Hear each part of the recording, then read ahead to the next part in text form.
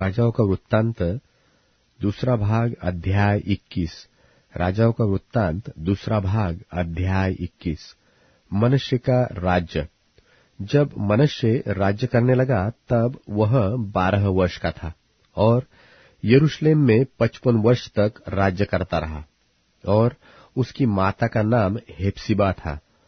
उसने उन जातियों के घिनौने कामों के अनुसार जिनको यहोवा ने इस्राएल के सामने देश से निकाल दिया था वह किया, जो यहोवा की दृष्टि में बुरा था।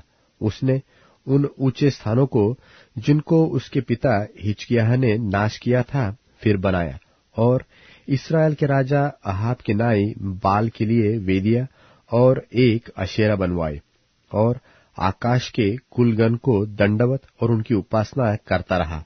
और उसने यहोवा के उस भवन में वेदियां बनाई जिसके विषय यहोवा ने कहा था कि यरूशलेम में मैं अपना नाम रखूंगा। वरन यहोवा के भवन के दोनों आंगनों में भी उसने आकाश के कुलगण के लिए वेदियां बनाई। फिर उसने अपने बेटे को आग में होम करके चढ़ाया और शुभ अशुभ मुहूर्तों को मानता और टोना करता और ओझों और भूत सिद्धि वालों से व्यवहार करता था। वरन उसने ऐसे बहुत से काम किए जो यहोवा की दृष्टि में बुरे हैं और जिनसे वह क्रोधित होता है। और अशेरा की जो मूरत उसने खुदवाई उसको उसने उस भवन में स्थापित किया जिसके विषय यहोवा ने दाऊद और उसके पुत्र सुलेमान से कहा था कि इस भवन में और यरूशलेम में जिसको मैंने इस्राएल के सब गोत्रों में से चुन लिया है मैं सदैव अपना नाम रखूंगा। और यदि वे मेरी सब आज्ञाओं के और मेरे दास मूसा की दी हुई पूरी व्यवस्था के अनुसार करने की चौकसी करे तो मैं ऐसा न करूंगा कि जो देश मैंने इस्राएल के पुरखाओं को दिया था उससे वे फिर निकलकर मारे मारे फिरे। परंतु उन्होंने न माना, वरन मनुष्य ने उनको यहां तक भटका दिया कि उन्होंने उन जातियों से भी बढ़कर बुराई की जिन्हें यहोवा ने इस्राएलियों के सामने से विनाश किया था।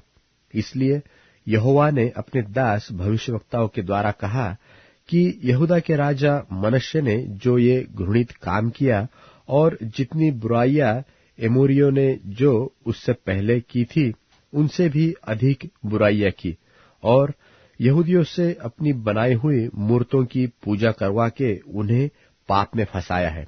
इस कारण इस्राएल का परमेश्वर यहोवा यो कहता है कि सुनो, मैं यरूशलेम और यहूदा पर ऐसी विपत्ति डालना चाहता हूं कि जो कोई उसका समाचार सुनेगा वह बड़े सन्नाटे में आ जाएगा।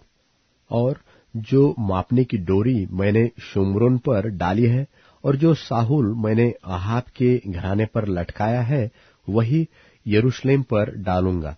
और मैं यरूशलेम को ऐसा पोंछूंगा जैसे कोई थाली को पोंछता है और उसे पोंछकर उलट देता है।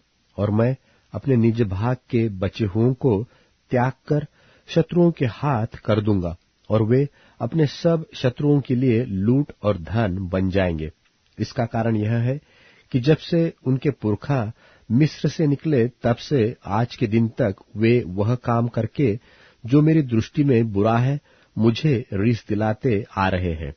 मनुष्य ने तो न केवल वह काम करा के यहूदियों से पाप कराया जो यहोवा की दृष्टि में बुरा है, वरन निर्दोषों का खून बहुत बहाया, यहाँ तक कि उसने यरूशलेम को एक सिरे से दूसरे सिरे तक खून से भर दिया। मनुष्य के और सब काम जो उसने किए और जो पाप उसने किए वह सब क्या यहूदा के राजाओं के इतिहास की पुस्तक में नहीं लिखे हैं? निदान मनुष्य अपने पुरखाओं के संग सो गया और उसे उसके भवन की बारी में जो उज्जर की बारी कहलाती थी मिट्टी दी गई, और उसका पुत्र आमोन उसके स्थान पर राजा हुआ। आमोन का राज्य।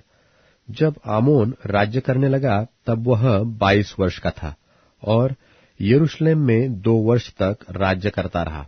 और उसकी माता का नाम मशुल्लेमेत था जो योतबावासी हारूस की बेटी थी।